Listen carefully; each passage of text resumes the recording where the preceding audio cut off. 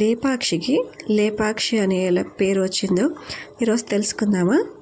సీతమ్మ వారిని రావణాసురుడు బంధించి లంకకు తీసుకెళ్తుంటే జటాయువు అనే పక్షి అడ్డుపడి తన శక్తి కొలది సీతమ్మ వారిని రావణాసురుని బారి నుంచి కాపాడబోయింది. రావణాసురుడి వల్ల గాయపడి తన 2 రెక్కలు విరిగిపోయి నేల కొరుగుతుంది. సీతమ్మ వారిని వెతుక్కుంటూ వెళ్తున్న రాముడికి గాయపడిన జటాయువును చూసి లేపక్షి అన్నారు. అలా రాముడు అన్న పిలుపు ఈరోజు మన వాడుక భాషలో లేపాక్షిగా పిలువబడుతుంది.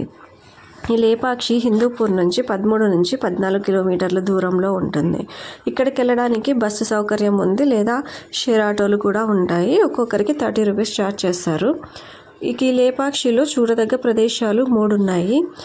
బసవేశ్వరుడు, నంది, ఇంకొకటి జటాయువు థీమ్ పార్క్, ఒకటి వీరభద్రస్వామి టెంపుల్.